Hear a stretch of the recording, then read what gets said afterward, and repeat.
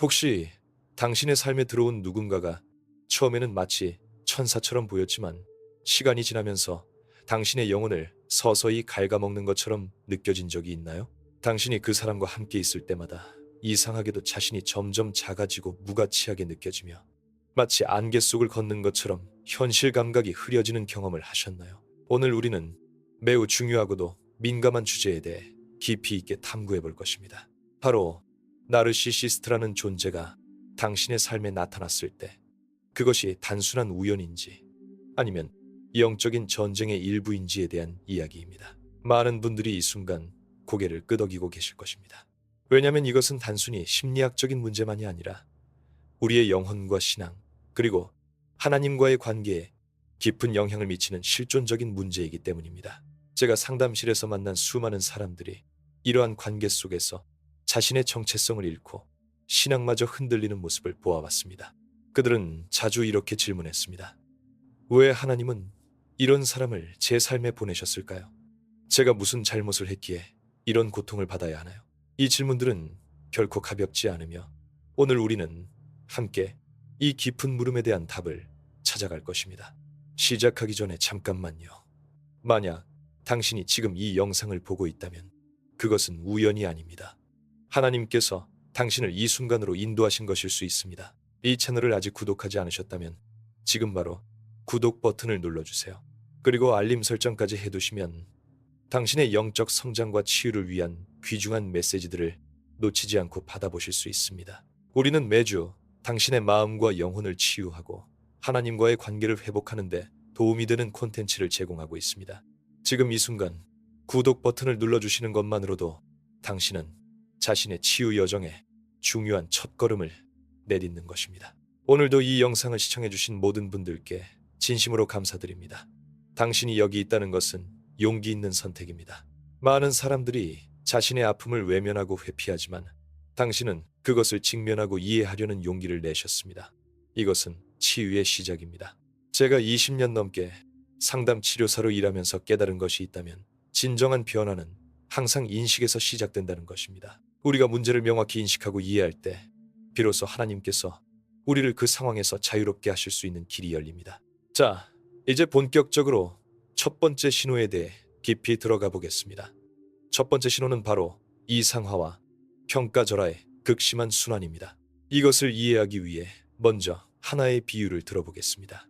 상상해 보세요. 당신이 아름다운 정원을 가꾸고 있다고 말입니다. 어느 날 한 사람이 나타나서 당신의 정원을 보고 감탄합니다. 이 세상에 이렇게 아름다운 정원은 처음 봅니다. 당신은 정말 특별한 사람이에요. 당신 같은 사람을 만난 것은 제 인생 최고의 축복입니다. 이렇게 말하면서 매일 꽃다발을 가져오고 당신에게 시를 써주고 당신이 지금까지 만난 그 누구보다도 당신을 이해하는 것처럼 보입니다. 당신은 마치 구름 위를 걷는 것 같은 기분을 느낍니다. 드디어 나를 진정으로 이해하고 사랑하는 사람을 만났구나 라고 생각합니다. 그런데 어느 날 갑자기 아무런 예고도 없이 그 사람의 태도가 180도 바뀝니다. 당신이 평소와 똑같이 행동했는데도 불구하고 그 사람은 당신의 정원을 보며 이렇게 말합니다. 이게 뭐예요? 잡초투성이잖아요. 당신은 정원 가꾸는 법도 모르나 봐요. 제가 처음에 왜 당신을 좋게 봤는지 모르겠네요. 당신은 정말 게으르고 무능한 사람이에요.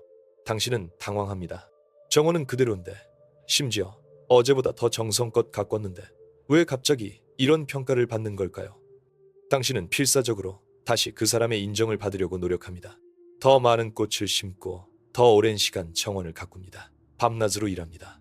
그러면 그 사람은 다시 미소를 지으며 그래, 이제 좀 나아지네요. 제가 말한 대로 하니까 괜찮아지잖아요. 역시 제가 없으면 당신은 아무것도 못하는 사람이에요. 라고 말합니다. 이것이 바로 나르시시스트가 사용하는 가장 강력한 조종 기법 중 하나입니다. 심리학에서는 이것을 이상화와 평가절하의 순환이라고 부릅니다. 처음에는 당신을 하늘 높이 올려놓습니다. 당신이 특별하다고, 완벽하다고, 자신이 평생 찾아 헤맨 바로 그 사람이라고 말합니다. 이 단계를 러브바밍이라고도 합니다. 마치 사랑의 폭탄을 투하하는 것처럼 과도하고 압도적인 애정과 관심을 쏟아붓습니다. 이것은 정상적인 관계 형성 과정이 아닙니다. 건강한 관계에서는 서로를 알아가는 데 시간이 걸립니다. 신뢰는 천천히 쌓이고 친밀감은 점진적으로 깊어집니다. 하지만 나르시시스트는 이 모든 과정을 건너뛰고 단숨에 당신을 자신의 세계로 끌어들입니다. 왜 이런 일이 일어날까요? 여기에는 영적인 차원의 설명이 필요합니다.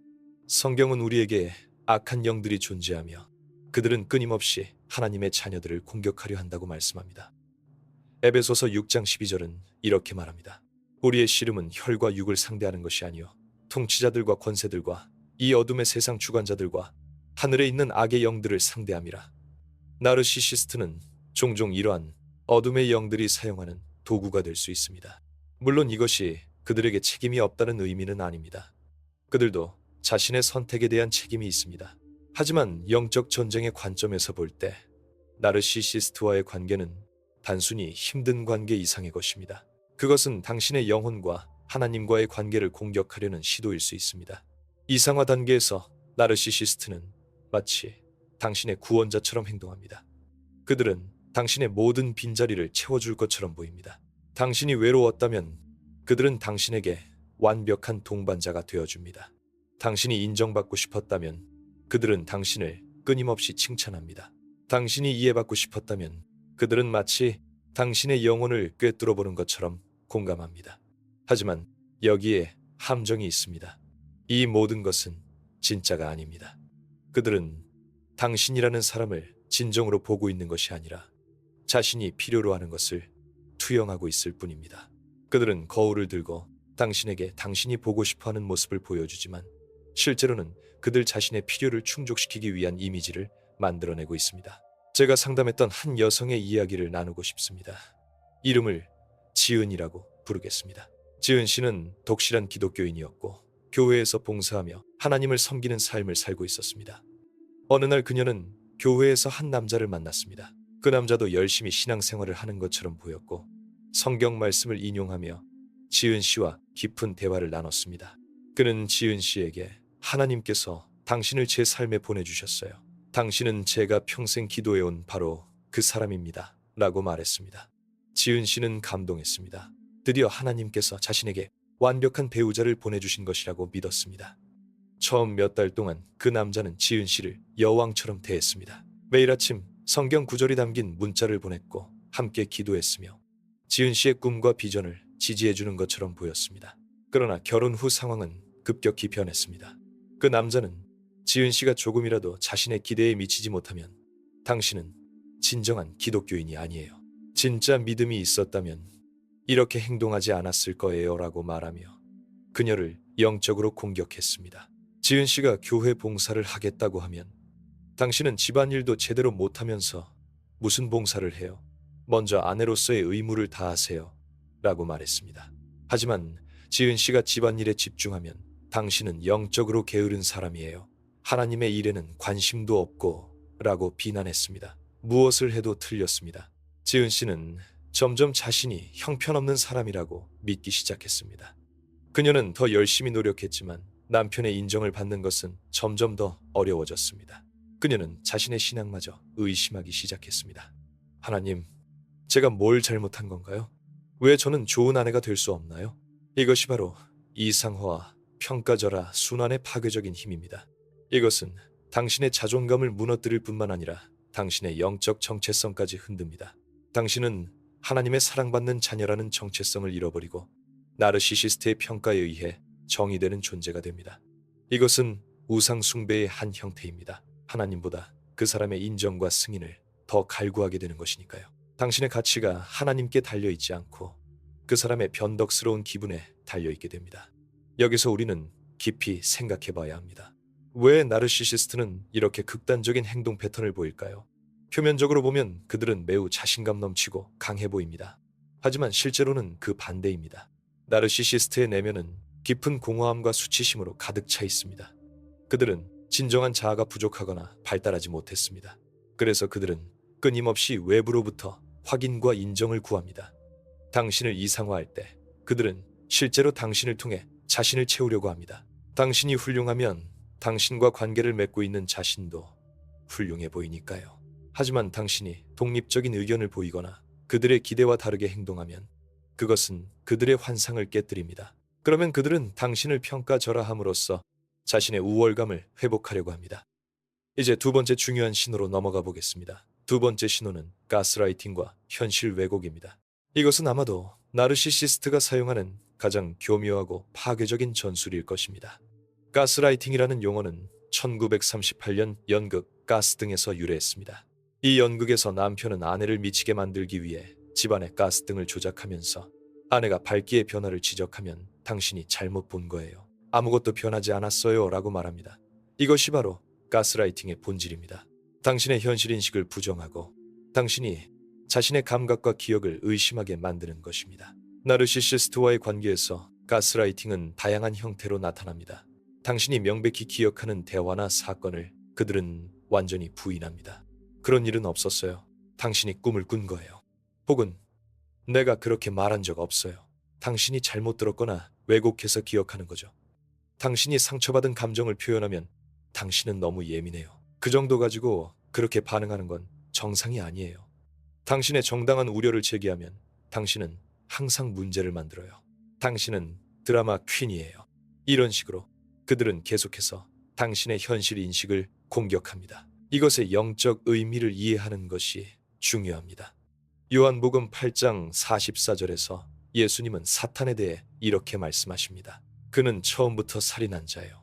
진리가 그 속에 없으므로 진리에 서지 못하고 거짓을 말할 때마다 제 것으로 말하나니 이는 그가 거짓말쟁이요 거짓의 아비가 되었습니다. 사탄의 주요 전략은 거짓말과 속임수입니다. 그는 진리를 왜곡하고 하나님의 말씀을 의심하게 만들고 우리의 정체성을 혼란스럽게 만듭니다. 창세기에서 뱀이 하와에게 한 첫 번째 말을 기억하십니까? 하나님이 참으로 너희에게 동산 모든 나무의 열매를 먹지 말라 하시더냐. 그는 하나님의 말씀을 왜곡했습니다. 하나님은 한 나무의 열매만 먹지 말라고 하셨는데 뱀은 마치 하나님이 모든 나무를 금지한 것처럼 말했습니다. 이것이 가스라이팅의 원형입니다. 나르시시스트가 가스라이팅을 사용할 때도 같은 일이 일어납니다. 그들은 진리를 왜곡하고 당신의 인식을 의심하게 만들며 당신이 자신의 내면의 목소리와 하나님의 음성을 듣지 못하게 방해합니다. 제가 상담했던 한 남성 민수 씨의 경우를 나눠보겠습니다. 민수 씨는 직장에서 나르시시스트 상사 밑에서 일했습니다. 그 상사는 회의에서 민수 씨의 아이디어를 자신의 것인 양 발표했습니다. 민수 씨가 조심스럽게 그것이 자신의 아이디어라고 말하자 상사는 전체 팀 앞에서 이렇게 말했습니다. 민수 씨, 당신이 기여한 것에 대해서는 인정하지만 최종적으로 이것을 실현 가능한 계획으로 발전시킨 것은 나예요. 당신은 단지 초기 아이디어의 씨앗을 제공했을 뿐이죠. 그것을 마치 전체 프로젝트가 당신 것인 양 주장하는 것은 팀워크 정신에 어긋나요. 민수 씨는 당황했습니다. 분명히 그가 몇 주 동안 준비한 상세한 계획이었는데 이제 그것이 단지 씨앗으로 격화되었습니다. 더 나쁜 것은 팀원들이 상사의 말에 고개를 끄덕이는 것처럼 보였다는 것입니다. 민수 씨는 자신이 잘못 생각한 건가 의심하기 시작했습니다. 이런 일이 반복되면서 민수 씨는 점점 자신의 판단력을 믿지 못하게 되었습니다. 그는 회의에서 의견을 내는 것이 두려워졌고 항상 자신이 틀렸을지도 모른다는 생각에 사로잡혔습니다. 그의 자신감은 바닥을 쳤고 그는 우울증과 불안 증세를 보이기 시작했습니다. 가스라이팅의 가장 파괴적인 측면은 그것이 당신의 자아인식의 기반을 흔든다는 것입니다. 우리는 모두 자신의 경험과 인식을 신뢰함으로써 세상을 이해합니다. 우리는 우리가 본 것, 들은 것, 느낀 것을 바탕으로 현실을 구성합니다. 가스라이팅은 이 기반을 공격합니다. 당신이 자신의 감각, 기억, 판단을 의심하게 만듭니다. 시간이 지나면서 당신은 자신의 내면의 나침반을 잃어버립니다. 당신은 더 이상 무엇이 진실이고 무엇이 거짓인지, 무엇이 옳고 무엇이 그른지 확신할 수 없게 됩니다. 이것은 매우 위험한 상태입니다. 왜냐하면 당신이 자신의 내면의 목소리를 믿지 못하면 나르시시스트의 버전의 현실에 완전히 의존하게 되기 때문입니다. 영적으로 볼 때 이것은 당신과 하나님 사이의 관계를 방해합니다. 성경은 우리에게 성령님께서 우리를 진리로 인도하신다고 말씀합니다. 요한복음 16장 13절은 그러나 진리의 성령이 오시면 그가 너희를 모든 진리 가운데로 인도하시리니 라고 말합니다. 성령님은 우리의 영 안에서 말씀하시고 우리의 양심을 통해 인도하십니다. 하지만 가스라이팅에 지속적으로 노출되면 당신은 이 내면의 음성을 의심하게 됩니다. 이것이 정말 성령님의 인도일까? 아니면 내가 너무 예민한 걸까? 나르시시스트가 말하는 것이 맞는 걸까? 이런 혼란 속에서 당신은 하나님의 음성을 듣기 어려워집니다. 가스라이팅은 또한 여러 단계로 진행됩니다. 처음에는 미묘합니다. 작은 일들에 대해 당신의 기억이나 인식을 부정합니다. 아니야. 우리는 그 레스토랑에 간 적 없어요. 당신이 다른 사람과 갔던 것을 나와 같다고 착각하는 거예요. 이런 작은 부정들이 쌓이면서 당신은 점점 자신의 기억력을 의심하게 됩니다. 다음 단계에서는 당신의 감정과 반응을 무효화합니다. 당신이 화낸 것은 과도한 반응이에요. 정상적인 사람이라면 그렇게 반응하지 않아요. 이것은 당신의 감정적 경험이 타당하지 않다는 메시지를 보냅니다. 마지막 단계에서는 당신의 정신 상태 자체를 공격합니다. 당신은 미쳤어요. 당신은 치료가 필요해요. 아무도 당신을 믿지 않을 거예요. 이 과정을 통해 나르시시스트는 당신을 고립시키고 통제합니다. 당신이 자신의 판단력을 믿지 못하면 당신은 나르시시스트에게 의존할 수밖에 없습니다. 당신은 그들의 승인과 확인을 끊임없이 구하게 됩니다. 이것은 영적 속박의 형태입니다. 당신은 더 이상 하나님 안에서 자유로운 존재가 아니라 나르시시스트의 왜곡된 현실에 갇힌 포로가 됩니다. 많은 가스라이팅 피해자들이 자신이 정말로 미쳐가고 있다고 느낍니다. 그들은 자신의 정신 건강을 의심하고 자신이 문제의 원인이라고 믿게 됩니다. 이것은 정확히 나르시시스트가 원하는 것입니다. 가스라이팅에서 벗어나는 첫 번째 단계는 그것을 인식하는 것입니다. 만약 당신이 관계에서 다음과 같은 패턴을 경험한다면 가스라이팅을 당하고 있을 가능성이 높습니다. 당신은 끊임없이 자신을 의심합니다. 당신은 자주 사과하는데 왜 사과하는지도 확실하지 않습니다. 당신은 예전에는 확신에 차 있던 결정들을 내리기 어려워합니다. 당신은 다른 사람들에게 당신의 관계에 대해 변명하거나 정당화하려고 합니다. 당신은 자신이 너무 예민하다거나 과잉 반응한다는 말을 자주 듣습니다. 당신은 좋은 일이 일어나도 뭔가 잘못될 것 같은 느낌이 듭니다. 당신은 자신의 감정과 반응을 억제하기 시작합니다. 이런 신호들을 인식했다면 다음 단계는 당신의 경험을 검증하는 것입니다. 일기를 쓰세요. 일어난 일들을 기록하세요. 대화를 적어두세요. 이것은 당신의 기억과 인식을 객관적으로 확인할 수 있는 방법입니다. 나중에 나르시시스트가 그런 일은 없었다고 부인할 때 당신은 자신의 기록을 참고할 수 있습니다. 또한 신뢰할 수 있는 친구나 가족 또는 상담사에게 당신의 경험을 이야기하세요. 외부의 객관적인 관점은 당신이 현실을 정확하게 인식하고 있는지 확인하는 데 도움이 됩니다. 영적으로는 하나님의 말씀에 뿌리를 내리는 것이 중요합니다. 성경은 변하지 않는 진리의 기준입니다. 나르시시스트가 당신에게 무엇을 말하든 하나님의 말씀은 당신이 누구인지 말해줍니다. 시편 139편은 하나님께서 당신을 놀랍고 기묘하게 지으셨다고 말합니다. 당신은 실수가 아닙니다. 당신은 가치 없는 존재가 아닙니다. 당신은 하나님의 형상을 따라 창조된 소중한 존재입니다.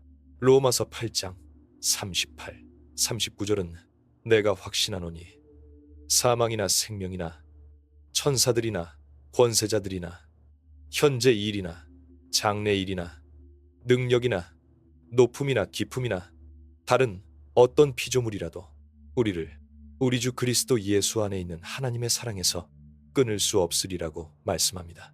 이 진리를 마음 깊이 새기세요. 나르시시스트의 거짓말이 당신을 정의할 수 없습니다. 그들의 평가가 당신의 가치를 결정하지 않습니다. 당신은 하나님께 사랑받는 자녀입니다. 이것이 변하지 않는 진리입니다. 매일 아침 일어나서 이 진리를 선포하세요. 거울을 보며 나는 하나님의 사랑받는 자녀입니다. 나는 가치 있는 존재입니다. 나의 감정과 경험은 타당합니다. 라고 말하세요. 이것은 단순한 긍정적 확언이 아니라 성경적 진리를 당신의 정체성에 새기는 영적 훈련입니다. 잠시 멈춰서 이 영상에 대한 당신의 생각을 댓글로 남겨주세요. 당신은 이런 신호들 중 어떤 것을 경험했나요? 당신의 이야기는 지금 같은 상황에 있는 다른 누군가에게 큰 힘이 될 수 있습니다. 우리는 혼자가 아닙니다. 당신의 경험을 나누는 것만으로도 누군가의 치유 여정에 빛이 될 수 있습니다.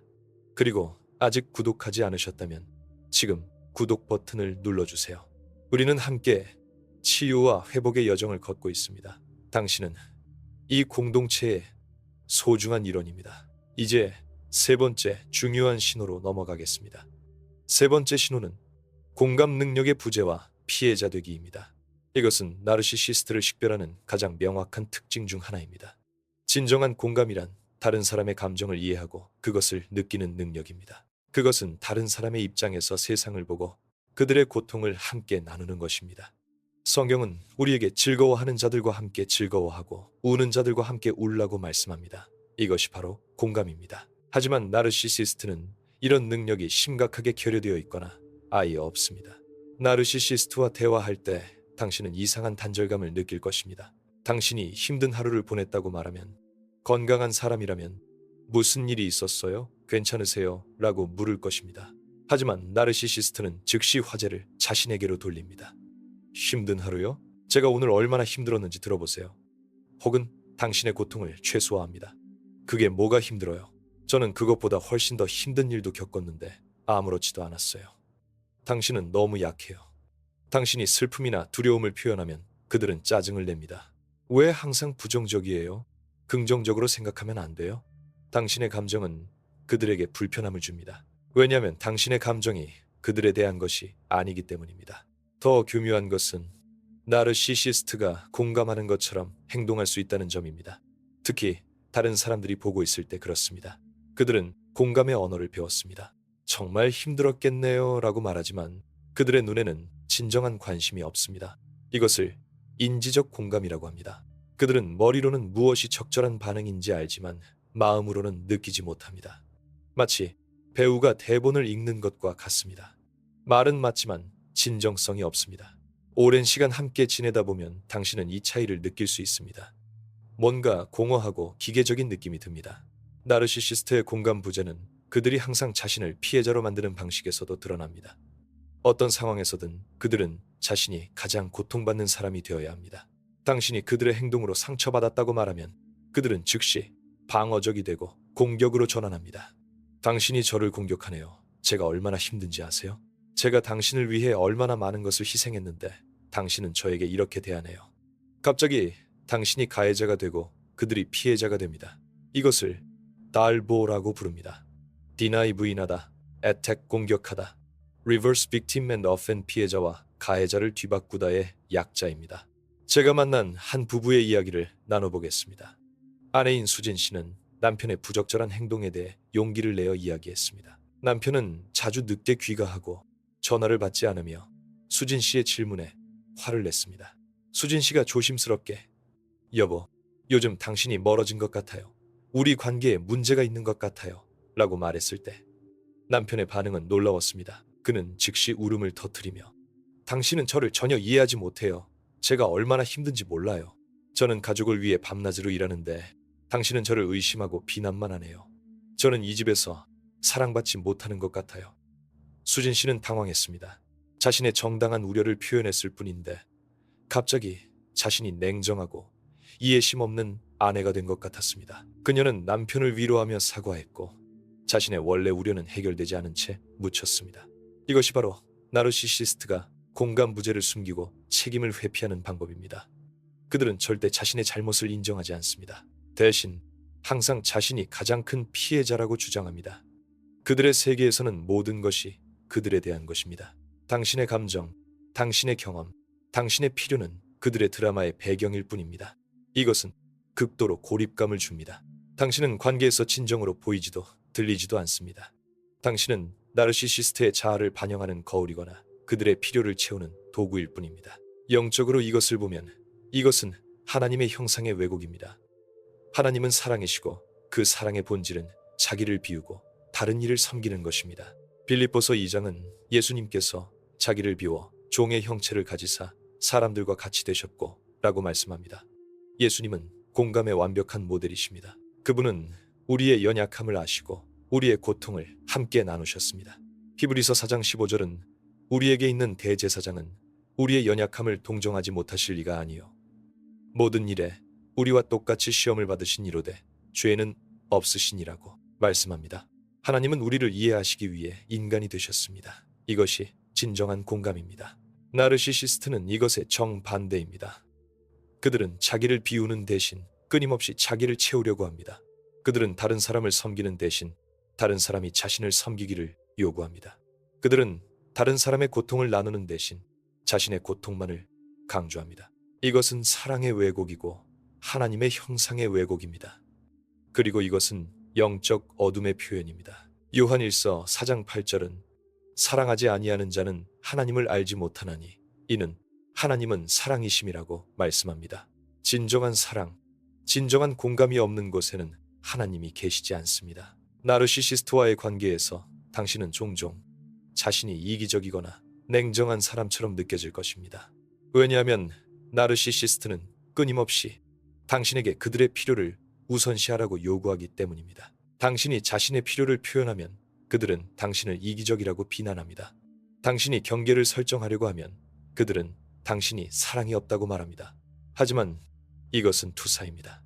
실제로 이기적이고 공감 능력이 없는 사람은 그들입니다. 그들은 자신의 특성을 당신에게 투사함으로써 당신을 혼란스럽게 만들고 죄책감을 느끼게 합니다. 건강한 관계에서는 상호성이 있습니다. 때로는 당신의 필요가 우선시되고 때로는 상대방의 필요가 우선시됩니다. 서로가 서로를 배려하고 서로의 감정을 존중합니다. 갈등이 있을 때 양쪽 모두 자신의 역할을 인정하고 함께 해결책을 찾습니다. 하지만 나르시시스트와의 관계에서는 항상 일방통행입니다. 그들의 필요, 그들의 감정, 그들의 관점만이 중요합니다. 당신은 끊임없이 주고 양보하지만 받는 것은 거의 없습니다. 이것은 지속 가능한 관계가 아닙니다. 이것은 착취입니다.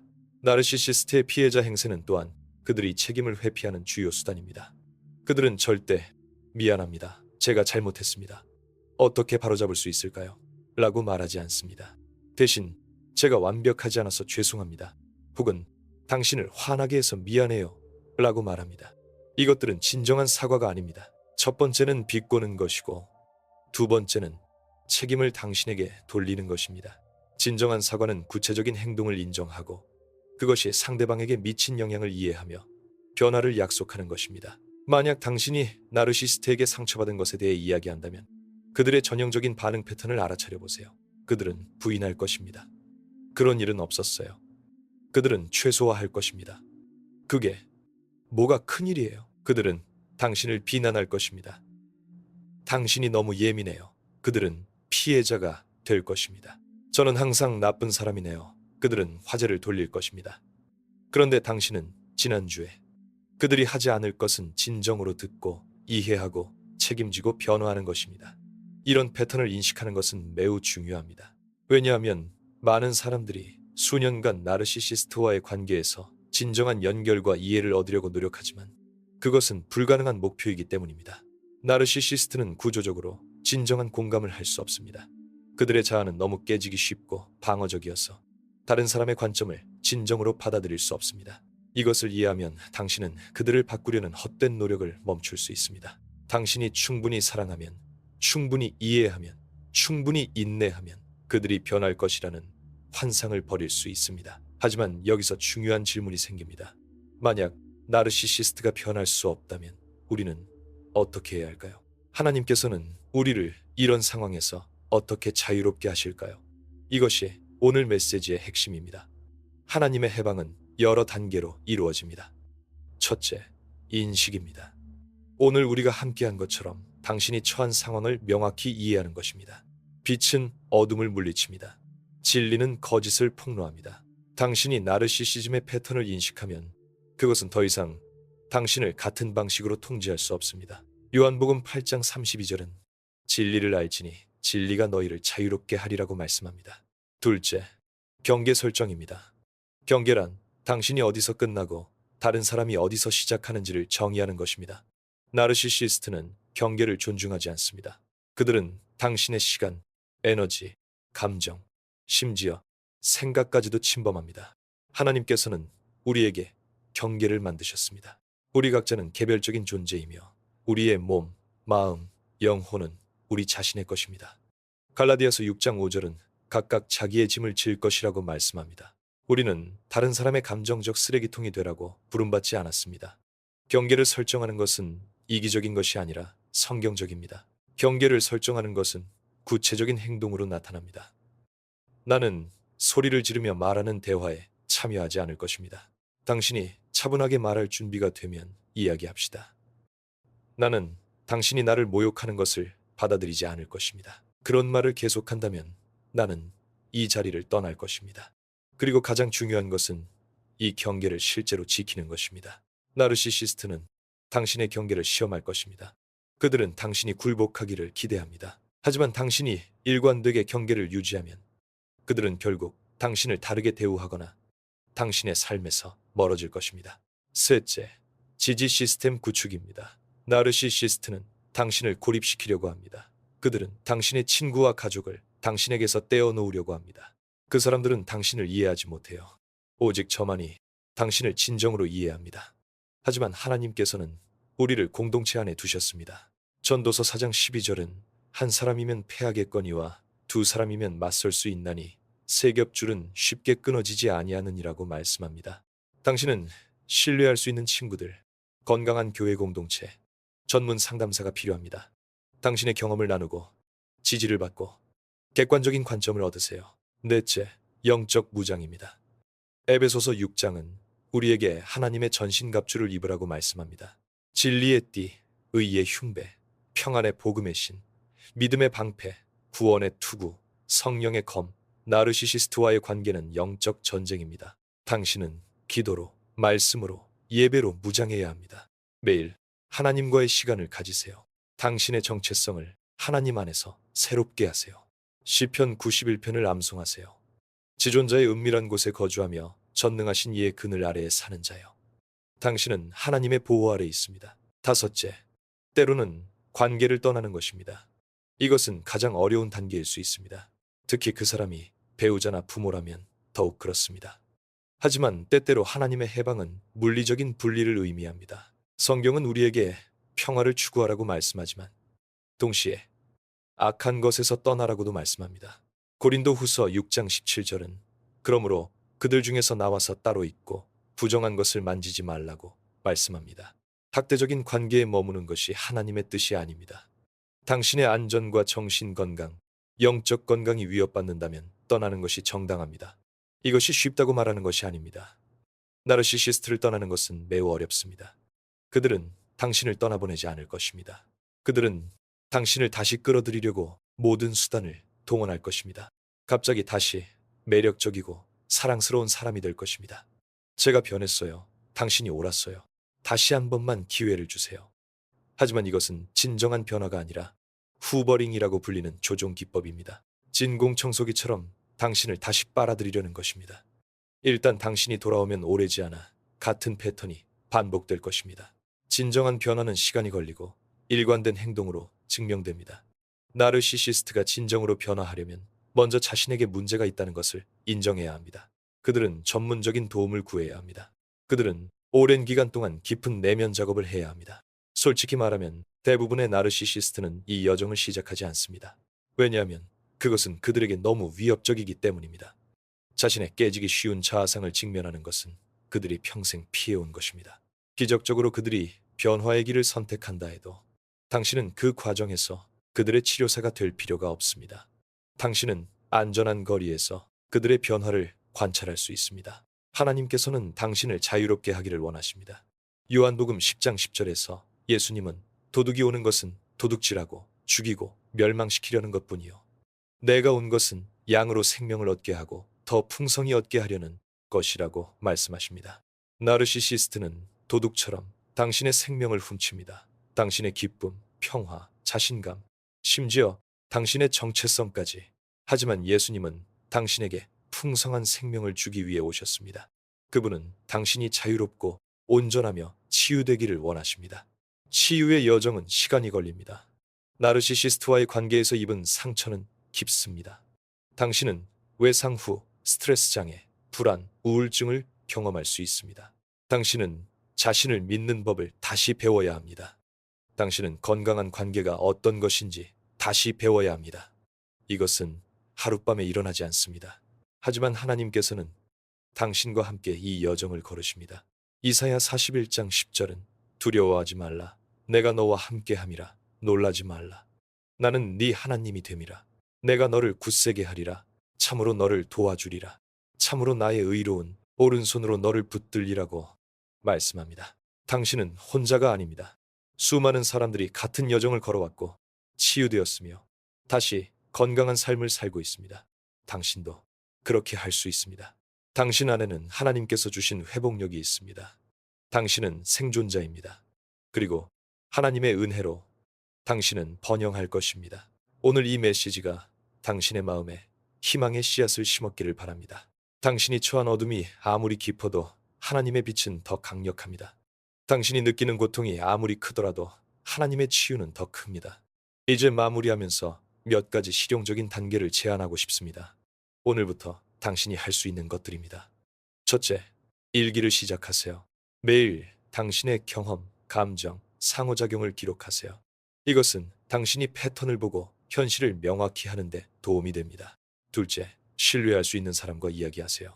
더 이상 침묵 속에 고통받지 마세요. 셋째, 전문적인 도움을 구하세요. 나르시시즘적 학대를 이해하는 상담사를 찾으세요. 넷째, 당신의 영적 생활을 강화하세요. 매일 하나님의 말씀을 읽고 기도하고 예배하세요. 다섯째, 자기 돌봄을 실천하세요. 운동하고 잘 먹고 충분히 자고 당신에게 기쁨을 주는 활동을 하세요. 이 영상이 도움이 되었다면 좋아요 버튼을 눌러주세요.